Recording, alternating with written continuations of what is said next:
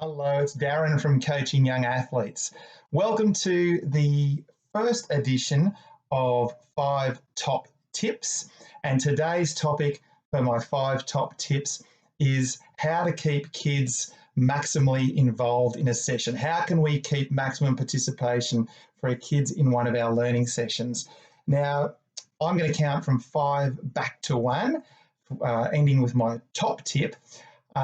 You can agree or disagree, and you may have additional tips that you would like to add. You are very welcome to pop your comments, ideas, and suggestions into the comments section so that we can all learn. Just remembering these are just my opinions on what are 5 top tips for keeping kids involved and maximally participating in a session. So let's go. Tip number 5. Now, tip number 5 is avoid elimination games. Now, I define elimination games as those games where kids go out. So if they get tagged, they go and sit on the side. Or if they get hit by a ball, they go out and they maybe stand on the sidelines. To keep kids involved, particularly if it's a warm-up activity, make sure you avoid these types of games. Or make sure you change what elimination means. So you might creatively think, well, rather than a kid go out and stand on the sidelines after being tagged, maybe they can do an activity. Maybe they can jog around the outside of the playing area, and once they've done that, they're allowed back in the game again. Or maybe if a partner tags them, they can freeze if they're tagged, and a partner tags them, they're allowed back in the game. So tip number 1, or tip number 5, my 5th tip, is to avoid elimination games. If you can't entirely avoid them or want to use that type of game, make sure kids don't go out permanently until the end of the game. Try and get them back in again. So tip number 4. The next 3 tips are actually quite closely related. Tip number 4 is keep your lines short. You want to keep waiting time to a minimum. So if you can avoid as much as possible at all costs lines or long lines. I don't put up with any more than 3 or 4 maximum in a line. I really dislike seeing lines of 10, 12, 15, 20 kids waiting for a go. So make sure you arrange your activities so that the lines are as short as possible. If you can avoid lines entirely, that's absolutely fantastic. But at all costs, try and keep the lines short.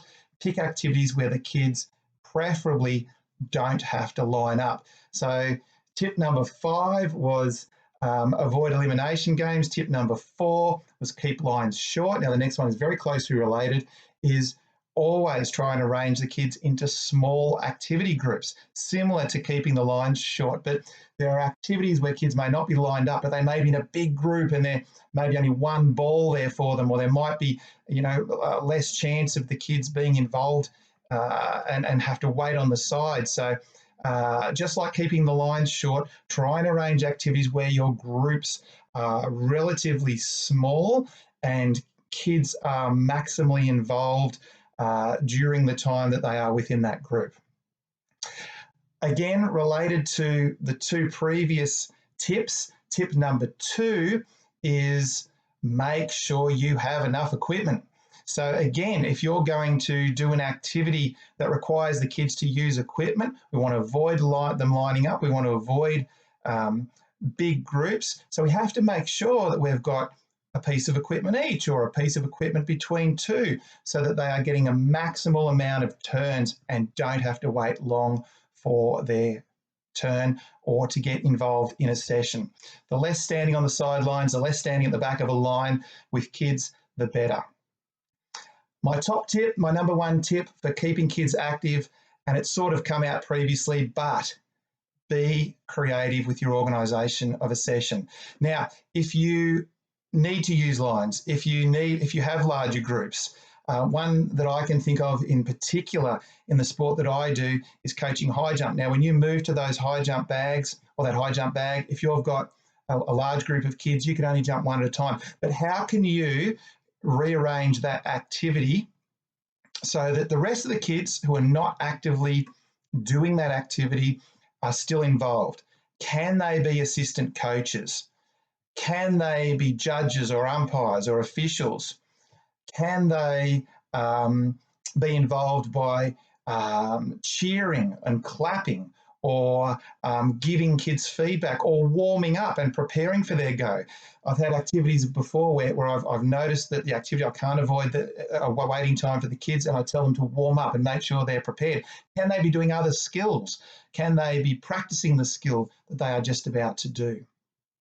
So the top 5 tips, if we can remember them. Number 5 was avoid elimination games. Number 4 was keep your lines short.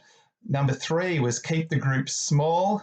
Number 2 was make sure you have enough equipment. And number 1, my top tip, is make sure that you are creative when it comes to keeping kids involved in a session. Hope you found those tips helpful. If you need more information about coaching young athletes, you can go to the Coaching Young Athletes blog, which is coachingyoungathletes.com. And I really do encourage you, if you don't want to miss any of these 5 top tips, to make sure you subscribe to this channel. And you can do so very easily. We all know how you can subscribe to a YouTube channel, but great chatting with you. And I look forward to talking with you soon with my next top 5 tips. Bye for now, everyone.